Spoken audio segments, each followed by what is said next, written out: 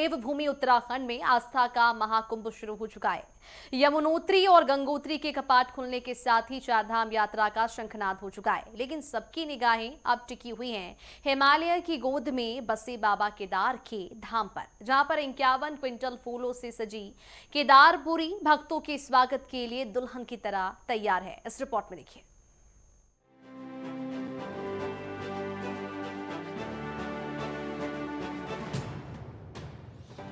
अक्षय तृतीया के पावन पर्व के साथ ही उत्तराखंड की विश्व प्रसिद्ध चारधाम यात्रा 2026 का आगाज हो गया है। रविवार को वैदिक मंत्रोच्चार के बीच गंगोत्री यमुनोत्री धाम के कपाट श्रद्धालुओं के लिए खोल दिए गए। पहले ही दिन यमुनोत्री में 8000 से ज्यादा और गंगोत्री में करीब 1600 भक्तों ने शीश नवाकर पुण्य कमाया है। लेकिन इस बार असली उत्साह बाबा केदारनाथ के दर्शनों को लेकर है, जिसके लिए अब तक सबसे ज्यादा करीब 7.25 लाख भक्त रजिस्ट्रेशन करा चुके हैं। राकेश पटेल गुजरात गांधीनगर से आया हूँ। हाँ जी, माता की डोली आ चुकी है और इस माता का पावन पर्व पर हर श्रद्धालु को इतना आनंद है कि कुछ महसूस नहीं कर सकता है।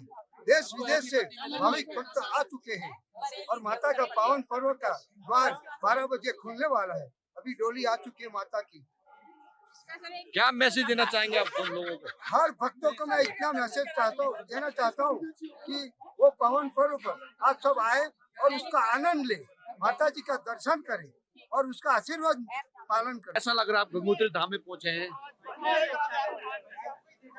यहाँ का माहौल कैसा है? माँ यमुना के आपने दर्शन किया, महाडोली के दर्शन किया, बहुत अच्छा लग रहा है। यहाँ पर मन को बहुत शांति मिल रही है। अभी यहाँ के जो पहाड़ देखे आपने, आइस देखी, कैसा लग रहा है? बहुत ही अच्छा। आस्था का कारवा अब केदारनाथ की ओर बढ़ रहा है। ऊखी मठ के ओमकारेश्वर मंदिर से बाबा की पंचमुखी चल विग्रह उत्सव डोली अपने धाम के लिए रवाना हो चुकी है। भक्तों के जयकारों और आर्मी बैंड की धुन के बीच बाबा केदार की डोली गुप्तकाशी और फाटा होते होते आज गौरी कुंड पहुंच रही है। श्रद्धा का आलम यह है कि हर कोई बाबा की पालकी को कंधा देने और एक झलक पाने के लिए बेताब नजर आ रहा है। 19 अप्रैल गंगोत्री और यमुनोत्री के कपाट खुले। 21 अप्रैल बाबा केदार की डोली पहुंचेगी केदारनाथ धाम। 22 अप्रैल सुबह 8 बजे खुलेंगे केदारनाथ के कपाट। 51 कुंटल फूलों से सजाया गया है केदारनाथ मंदिर। इधर केदार नगरी की तैयारी अंतिम चरण में है। मंदिर को भव्य रूप से करीब 51 कुंटल ताजे गेंदे के फूल से सजाया गया। कड़ाके की ठंड और ऊंची हिमालयी क्षेत्र में फूलों की महक पूरे वातावरण को भक्तिमय बना रही है।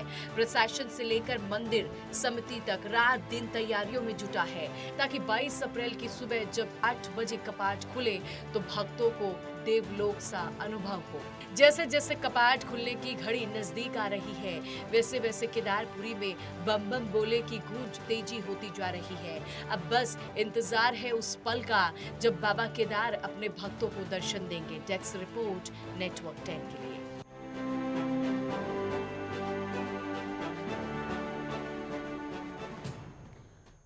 और चलिए इसी पूरे मामले पर ज्यादा जानकारी के लिए उत्तराखंड के अलग अलग जिलों से हमारे रिपोर्टर्स जुड़ चुके हैं। उत्तरकाशी से हमारे रिपोर्टर महावेंद्र सिंह राणा जुड़ चुके हैं और साथ ही साथ देहरादून से उपेंद्र सिंह राणा हमारे साथ जुड़े हुए हैं। सबसे पहले उपेंद्र, आपका रुख करूंगी। जिस तरह से चारधाम यात्रा की शुरुआत होने जा रही है, गजब का उत्साह देखा जा रहा है। प्रशासन की ओर से तैयारियां किस स्तर पर पहुंची हुई है अभी तक?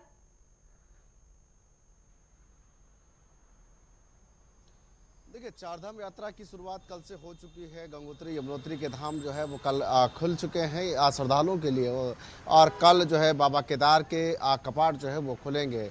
आज ओंकारेश्वर से जो चल विग्रह डोली जो बाबा की निकली है वो फाटा से गौरीकुंड जो है वो आज पहुंचेगी। वहां पर आज रात्रि विश्राम करेगी और उसके बाद कल सुबह मुहूर्त के लिए जो है वो सुबह जो है वहां से चलेगी और केदारनाथ पहुंचेगी। लेकिन चारधाम यात्रा को लेकर जो व्यवस्थाओं की अगर बात की जाए तो चारधाम यात्रा की व्यवस्थाओं को लेकर सरकार और प्रशासन की ओर से पूरी व्यवस्था जो है वो चाक-चौबंद जो है वो की गई है।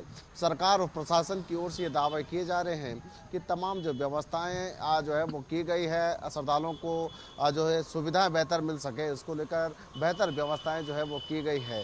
खास तौर पर जिस तरीके से जो पिछले साल जिस तरीके से जो आपदाएं आई थी, उससे जिस तरीके से जो यात्रा मार्ग जो अवरुद्ध हुए हैं, उन मार्गों को जो है वो ठीक किया गया है। उनको वहाँ पर श्रद्धालुओं को किसी प्रकार की कोई दिक्कत ना हो, उन मार्गों को पहले से और बेहतर जो है वो बनाया गया है, और ताकि यात्रा सुलभ हो उसको लेकर बेहतर व्यवस्था जो है वो श्रद्धालुओं को लिए की गई है। उसके साथ ही जिस तरीके से हालांकि अभी चारधाम यात्रा में अगर देखा जाए तो 7 लाख से ज़्यादा श्रद्धालुओं ने जिस तरीके से अभी तक रजिस्ट्रेशन जो है वो कर लिया है, और सबसे ज़्यादा जो रजिस्ट्रेशन है वो केदारनाथ धाम के लिए जो हर साल की भांति जो है इस बार भी हुए हैं, लेकिन अब ऑनलाइन के साथ साथ ऑफलाइन रजिस्ट्रेशन भी हो रहे हैं। पिछले साल जिस तरीके से जो ये देखा गया था कि जब रजिस्ट्रेशन हुए तो इसमें कई ऐसे श्रद्धालु जो है वो दर्शनों के लिए चारों धामों में पहुंचे जिनका रजिस्ट्रेशन नहीं हुआ था, उसके बाद भी वो चार धाम पहुंचे थे। लेकिन इस बार अगर देखा जाए तो रजिस्ट्रेशन के लिए एक शुल्क जो है वो रखा गया है, और शुल्क देने के बाद वो रजिस्ट्रेशन जो है वो किया जा रहा है। यानी कि रजिस्ट्रेशन करना बहुत अनिवार्य है, लेकिन एक लिमिट जो होती है, जिस तरीके से पिछले साल एक बार लिमिट रखने की कोशिश जिस तरीके से सरकार की थी कि लिमिट के जरिए जो है धामों की ओर पहुंचाया जाएगा श्रद्धालुओं को, लेकिन इस बार कोई लिमिट नहीं है।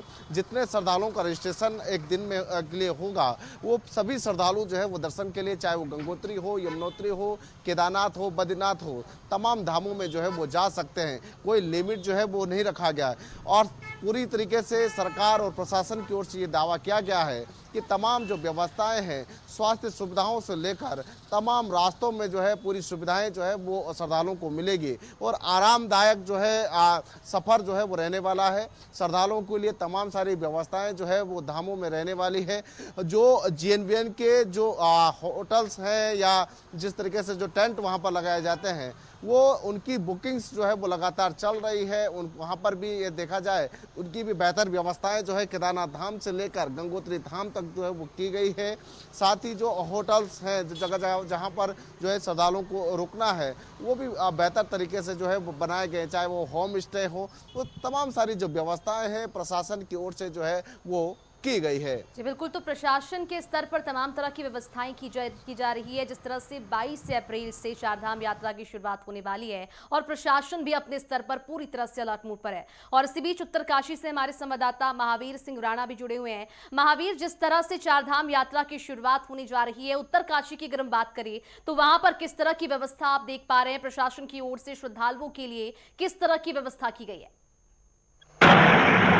बिल्कुल, निश्चित तौर पे जिस तरह जो है चारधाम यात्रा की शुरुआत हो चुकी है, और अब मैं बात करूंगा, अगर पहले के दिन बात करूंगा तो जो गंगोत्री और यमुनोत्री के जो शुरुआत हुई है वो बहुत अच्छी शुरुआत हुई है। जिस तरह हमने देखा कल यमुनोत्री धाम में जो है 8000 से ऊपर जो है यात्री पहुंचे थे, और उसके साथ जो है 1200 कर्मन स्थानीय लोग भी थे जो माँ यमुना की डोली के साथ है। उसी तरह गंगोत्री धाम में भी 12 से लेकर 1500 के आसपास जो है यात्री थे, और कुछ स्थानीय लोग भी थे। एक 2500 के टोटल आसपास जो है कल ही फर्स्ट दिन जो है वहां पे यात्री पहुंचे थे। तो काफी उत्साह है, शुरुआत अच्छी हुई है, और आने वाले वक्त में निश्चित तौर पे भी यात्रा बहुत बेहतरीन चलेगी, क्योंकि इस बार जिस तरह जो है सरकार ने जो है ये कहा है कि अनलिमिटेड कर दिया है कि कोई भी आ सकता है, किसी तरह का कोई भी रुकावट किसी के लिए नहीं है। तो निश्चित तौर पे जिस तरह से लोगों में काफी उत्साह है, क्योंकि चारधाम यात्रा एक बहुत पौराणिक यात्रा है, और जो गंगोत्री और यमुनोत्री की शुरुआत होती है तो यहीं से शुरुआत होती है चारधाम की यात्रा की। तो हमने देखा है यहाँ पे जो है कल से यात्री की काफी संख्या बढ़ी, और आज की डेट में बात करूंगा तो आज जो सुक्की टॉप वाला हमारा एरिया है और जो राड़ी टॉप वाला एरिया है, वहां पे पुलिस प्रशासन को जाना पड़ा, क्योंकि ट्रैफिक बहुत ज्यादा हो गया था। उसके लिए उन्होंने वन वे किया है कि कुछ मिनटों के लिए जो है गाड़ियों को रोका गया है, और पहले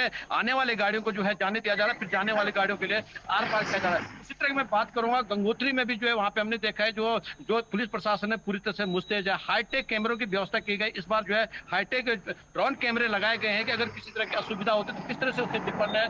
तो पुलिस प्रशासन लगातार मुस्तैद है। ट्रैफिक को लेकर जो हमने देखा है, जो यहाँ के सीओ है, उत्तरकाशी के सीओ है, वो खुद जो है साइड पे जा रहे हैं, जो कर्मचारी जो ड्यूटी पे लगाए हैं उनको देख रहे हैं किसी तरह की असुविधा न है। उनका साफ कहना है कि जो भी यात्री आएगा उस यात्री के साथ जो है किसी तरह की अभद्रता के व्यवहार नहीं किया जाएगा। और साथ में हमने देखा यमुनोत्री में जो है कल अभी 2 ही दिन जो है यात्रा, क्योंकि कल और आज कल शुरुआत हुई है, आज दूसरा दिन है। 2 दिन में यमुनोत्री में जो है हमें जानकारी मिली है उसके अनुसार अभी तक 2 लोग वहाँ पे जो है डेड हो चुके हैं, क्योंकि वहाँ पे ऑक्सीजन की प्रॉब्लम होती है। यमुनोत्री मार्ग में जो है काफी दिक्कत आती है। भले वहाँ पे हाईटेक जो व्यवस्था की गई है, जो डॉक्टर है स्पेशली डॉक्टर बुलाए गए हैं, मगर फिर भी 2 घटनाएं वहां पे देखने को मिली है। और अभी मैं बता दूं, उत्तरकाशी जो जिलाधिकारी है वो लगातार मॉनिटरिंग कर रहे हैं और सभी विभागों को अलर्ट मोड पे रखा हुआ, चाहे वो बिजली विभाग हो, यहाँ पे बता दूं स्वास्थ्य विभाग हो, हर 5 किलोमीटर बाद जो है एक पुलिस जवान और होमगार्ड को रखा गया है कि अगर किसी तरह की कोई समस्या होती है, ट्रैफिक में कहीं रुकावट आती है, तो किस तरह से निपटना और किस तरह से आगे जो है यात्रियों को बिल्कुल। पहुंचाना है। तो निश्चित तौर पर इस बार जो यात्रा जो चलने वाली है वो बहुत बेहतरीन है।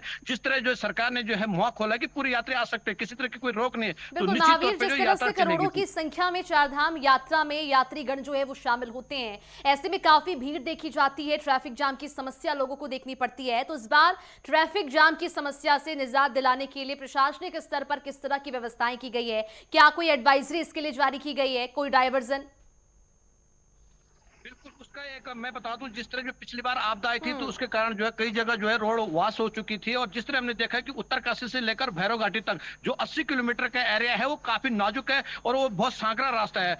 भले ये कहा गया है कि नेशनल हाईवे बनेगा, मगर इकोसिस्टम जोन के कारण जो है ये मार्ग जो है अभी भी रुका हुआ है और इकोसिस्टम जोन की जो है घेर चढ़ा हुआ है। तो अभी लोगों का यही आरोप है, लगातार साथ साथ सरकार से गुहार लगा रहे हैं कि इस मार्ग को सही करें। आने वाले जिस तरह हमने देखा है जो यमुनोत्री मार्ग है बहुत अच्छा बन चुका है, जो ऋषिकेश से लेकर जो है उत्तरकाशी तक का मार्ग है बहुत बेहतरीन है, वहां पे कभी भी ट्रैफिक की दिक्कत नहीं होती। हमने पिछली बार देखा जब बस चलता है, क्योंकि यात्राओं का अभी कुछ दिनों बाद जैसे ही कॉलेजों की छुट्टी होगी, स्कूलों की छुट्टी होगी, तो निश्चित तौर पर लोग बढ़ेंगे। तो हमने देखा है जो इस मार्ग पे सबसे ज्यादा ट्रैफिक का दिक्कत आती है, और हमने देखा लोगों यात्री जो है वो बसों में उनको मजबूरन सोना पड़ा, कई घंटों तक जाम में रुकना पड़ा। तो पिछले सबक को सीखते हुए जो प्रशासन है उसने पूरी तैयार कर रखी, पुलिस प्रशासन ने पूरी तैयारी कर रखी, अगर इस तरह की कहीं समस्या आती है तो उनको रोका जाएगा और गेट बाय किया जाएगा। और जो लोग जैसे कोई ऊपर जाएगा तो निश्चित तौर पे कुछ गाड़ियों को जाने दिया जाएगा, क्योंकि बड़ी बड़ी जब बस आती है तब थोड़ा सा ट्रैफिक में दिक्कत आती है, भले छोटी गाड़ियों में कोई दिक्कत नहीं आती है। तो इसलिए पुलिस प्रशासन लगातार मुस्तैद है और पूरी बिल्कुल, तो तैयारी पुलिस कर रखा है। प्रशासन पहले पूरी भी तरह मॉक से ड्रिल- मुस्तैद है, अपने मॉक ड्रिल- स्तर पर प्रशासन पूरी तैयारियां कर रही है। जिस तरह से जाम की समस्या देखने को मिलती है उसको लेकर भी एडवाइजरी जारी की गई है। देहरादून से संवाददाता उपेंद्र सिंह राणा हमारे साथ जुड़े हुए हैं। उपेंद्र, जिस तरह से चारधाम यात्रा की शुरुआत होने जा रही है, दिल्ली देहरादून एक्सप्रेसवे की अगर हम बात करें तो यात्रियों को कितनी सुविधा इससे होगी? जो श्रद्धालु चारधाम यात्रा के लिए पहुंचने वाले हैं उनको कितना सहूलियत मिलेगा इस बार?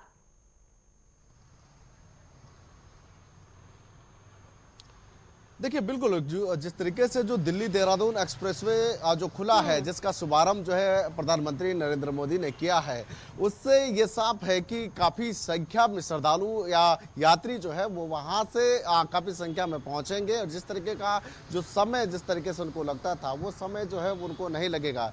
2 से ढाई घंटे के करीब जो है जो समय अब जो उनको लग रहा है, तो उससे बड़ी राहत जो है वो यात्रियों को मिलने वाली है। और काफ़ी बड़ा दबाव जिस तरीके से वहाँ से आने के बाद देहरादून में भी देखने को मिल सकता है। और देहरादून के साथ साथ हालांकि चारधाम यात्रा पर जिस तरीके से श्रद्धालु तो जाएंगे ही, उसके साथ साथ जो है अगर कोई मसूरी या चक्राता या इन जगह जो देहरादून से आसपास के जो पर्यटक स्थल हैं वहाँ पर जो घूमने के लिए जाने वाले जो जाना चाहते हैं, और वहाँ पर भी दबाव जो है वो बढ़ सकता है। तो ऐसे में ये कह सकते हैं कि उत्तराखंड की आर्थिकी को लेकर एक बेहतर जो है वो हो सकता है।